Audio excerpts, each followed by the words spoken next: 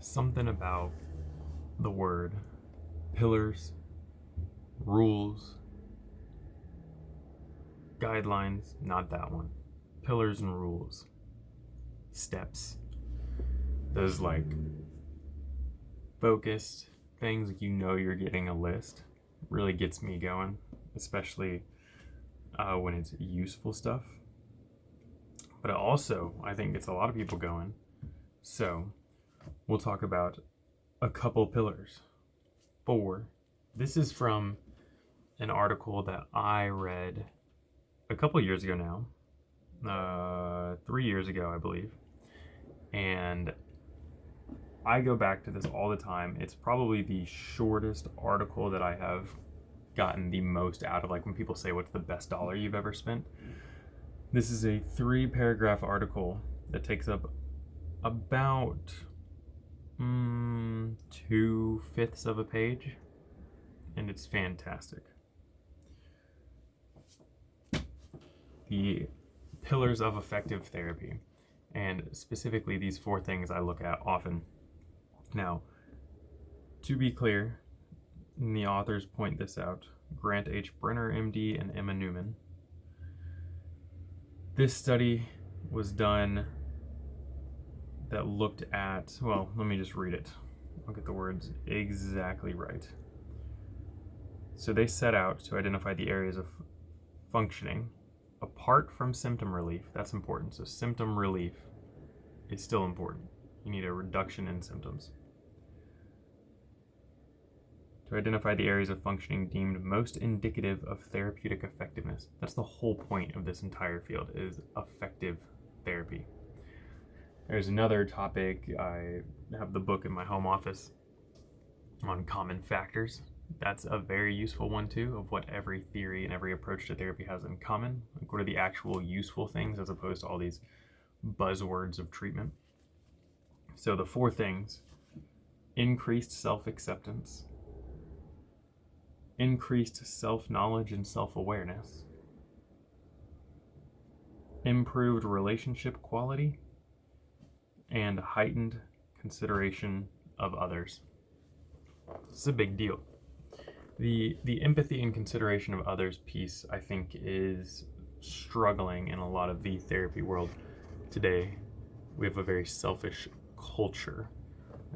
People believe in just do stuff for you, but there's not a lot of mental health research suggesting that that's good. There's actually plenty suggesting that doing things for other people is healthy, whereas avoiding that is, we have research to show that's unhealthy. So I don't know where the selfishness pushes come from. And people will often conflate those 2 things and say, like, well, it's either self-sacrificial in a way that's not healthy, or I'm taking care of myself, and that's not necessarily true.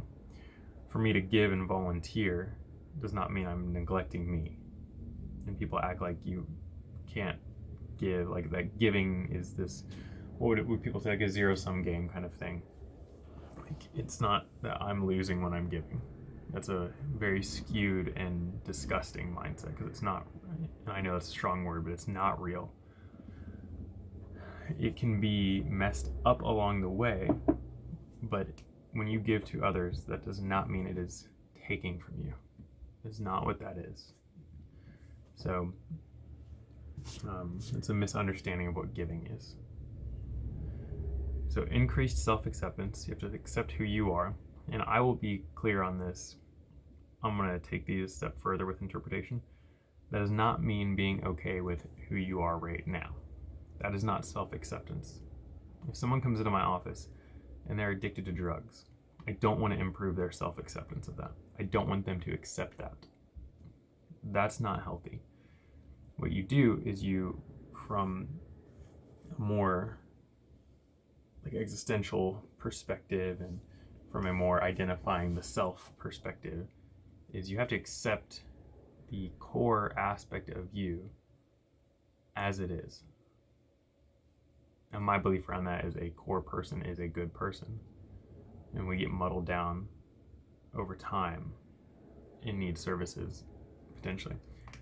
But part of that self-acceptance is accepting where you are at as the truth, but that you don't have to stay there. It's not helpful to tell people that they're perfectly fine where they're at.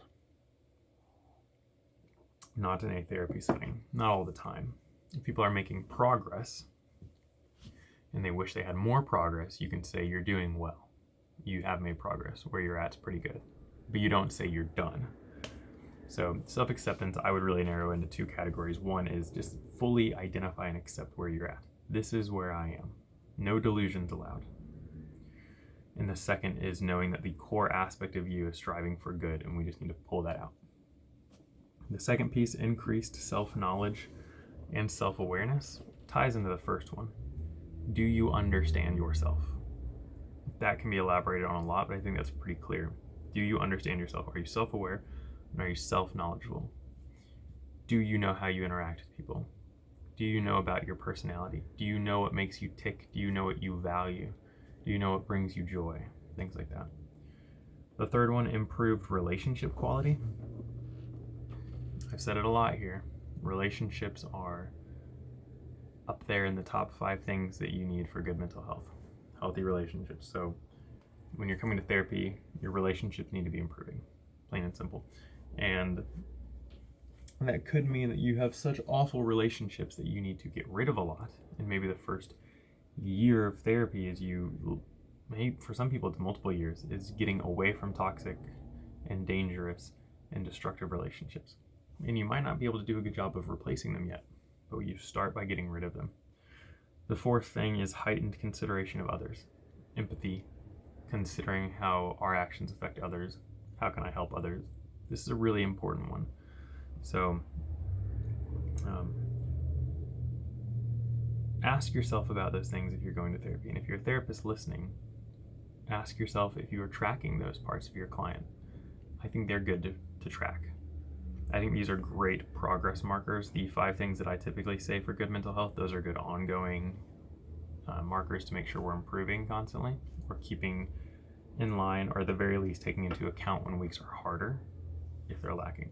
But these 4 things I think are just good to track for the ongoing process of therapy. So a final time, the 4 pillars of effective therapy as listed in this article, which I support and agree with, and I can't think of any evidence suggesting otherwise, would be increased self-awareness and self-knowledge, increased self-acceptance, heightened consideration of others, and improved relationship quality. So, something to consider.